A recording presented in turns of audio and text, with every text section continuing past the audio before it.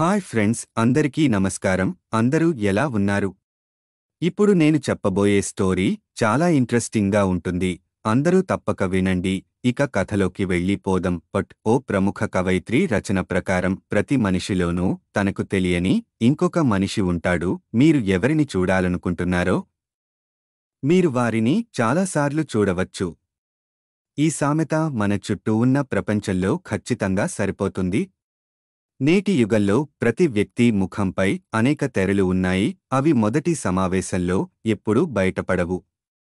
ప్రేమ, బాంధవ్యాలు వంటి సున్నితమైన నిర్ణయాల్లో కూడా మనం తరచుగా తప్పులు చేయడం మరియు కొన్ని రోజుల తర్వాత మనం మోసపోయినట్లు భావించడానికి ఇదే కారణం. ప్రేమించడం సులభం, కానీ ప్రేమ కష్టం అని అంటారు. ఒక నిర్దిష్ట ప్రయోజనం లేదా అర్థం కోసం చాలామంది ప్రేమలో పడటం దీనికి కారణం. మీరు కూడా ఇప్పుడే కొత్త సంబంధంలోకి ప్రవేశించినట్లయితే మీ భాగస్వామికి లాయల్టీ టెస్ట్ల వంటి 5 సంకేతాలను మేము మీకు తెలియజేస్తున్నాము. మీ సంబంధంలో ఈ 5 సంకేతాలు కనిపిస్తే మీరు సంబంధానికి తప్పు వ్యక్తిని ఎంచుకున్నారని మీరు అర్థం చేసుకోవాలి. మీరు అలాంటి చెడు సంబంధంలో ఎక్కువ కాలం ఉండకూడదు. శారీరకంగా మాత్రమే మాట్లాడటం లేదా నటించడం. మీ భాగస్వామి మీతో నిత్యం శారీరకంగా ఉండటం గురించి మాట్లాడితే లేదా మీరు కలిసినప్పుడు ఇలాంటి పనులు చేస్తే అది వారి సంబంధంలో ప్రేమ లేదని, కానీ ప్రత్యేక ఉద్దేశ్యం దాగి ఉందని సంకేతం కావచ్చు. సంబంధంలో భౌతిక దూరాన్ని తగ్గించడంలో తప్పులేదు, కానీ సాన్నిహిత్యం కేవలం భౌతికమైనది కాదు. మంచి సంబంధంలో అనేక రకాల సాన్నిహిత్యం ఉన్నాయి: మానసిక, మేధో మరియు ఆధ్యాత్మికం. అందువల్ల మీరిద్దరూ మాట్లాడేటప్పుడు మీ ఆలోచనలు ఒకదానికొకటి ప్రశాంతంగా ఉన్నాయని మీరు భావించాలి. పదే మోసం మరియు అబద్ధం మీ సంబంధం యొక్క ప్రారంభ రోజులలో మీ కొత్త భాగస్వామి మిమ్మల్ని మోసం చేస్తున్నారని గ్రహించడం మీకు కష్టంగా ఉండవచ్చు. కానీ కొంత సమయం తర్వాత మీరు వారి చర్యలు మరియు ఇతర సంకేతాల నుండి గమనించడం ప్రారంభించండి. మీరు అలాంటి విషయాల గురించి అడిగినప్పుడు మీ భాగస్వామి నిరంతరం అబద్ధాలు చెబుతూ మిమ్మల్ని మోసగించడానికి కొత్త కథనాలను సృష్టిస్తే మీరు వేచి ఉండకూడదు, కానీ అక్కడే సంబంధాన్ని తెంచుకోవాలి. సంభాషణ కోసం సమయం కేటాయించవద్దు.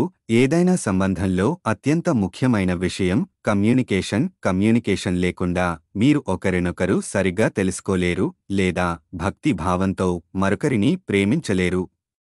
అందువల్ల మీ భాగస్వామికి మీతో మాట్లాడటానికి కూడా సమయం లేకపోతే మొదట అతనిని దీనికి కారణాన్ని అడగండి.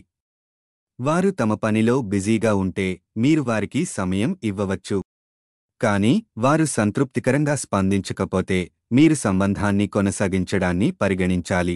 కోపంతో చేతులు ఎత్తడం లేదా తిట్టడం, ఒకరినొకరు గౌరవించే భావన కూడా ఒక సంబంధానికి పునాది వేయబడిన ఇటుకలలో చాలా ముఖ్యమైనది. మీ భాగస్వామి మిమ్మల్ని ఎల్లవేళలా ప్రేమిస్తూ మీతో చక్కగా మాట్లాడినా, కోపం వచ్చినప్పుడు కొట్టినా, తిట్టినా అతడికి మీపై నిజమైన ప్రేమ లేదని అర్థం చేసుకోవాలి. అలాంటి సంబంధం ఖచ్చితంగా కొన్ని అర్థవంతమైన కారణాల కోసం ఉనికిలో ఉంది. కాబట్టి మీరు ఆ విషయాన్ని కనుగొని మీ భాగస్వామి మోసం చేస్తుంటే మీరు సంబంధాన్ని విచ్ఛిన్నం చేసి ముందుకు సాగడం గురించి ఆలోచించాలి. రాజీ పడకూడదు. రాజీ పడడం అంటే ఎప్పుడూ ఓడిపోవడం కాదు. రాజీ పడడం అంటే మీరు ఎదుటి వ్యక్తిని గౌరవించడం మరియు అతని భావాలకు విలువ ఇవ్వడం. అందువల్ల ఏదైనా వివాదాలు లేదా తగాదాల విషయంలో మీ భాగస్వామి తన స్వంత పట్టుదలతో మొండిగా ఉండి ఎప్పుడూ రాజీకి ముందుకు రాకపోతే లేదా రాజీ ప్రతిపాదనను అంగీకరించకపోతే ఇది కూడా తప్పు అలవాటు. ప్రేమ నిజానికి రాజీకి పేరు. ఒక్కసారి ఆలోచించండి. భిన్నమైన వాతావరణంలో 2 విభిన్న సంస్కృతులు మరియు నేపథ్యాల నుండి పెరిగిన ఇద్దరు వ్యక్తులు ప్రేమలో పడినప్పుడు వారు చాలా విషయాలలో రాజీ పడవలసి వస్తుంది. అందువల్ల రాజీ లేని ప్రేమ సాధ్యం కాదు. ఇది ఫ్రెండ్స్ స్టోరీ. ఈ స్టోరీ మీకు నచ్చింది అని నేను అనుకుంటున్నా. ఈ వీడియో కనుక మీకు నచ్చితే లైక్ చెయ్యండి, షేర్ చెయ్యండి. ఇలాంటి మంచి వీడియోస్ కోసం మా ఛానల్ని సబ్స్క్రైబ్ చేయండి.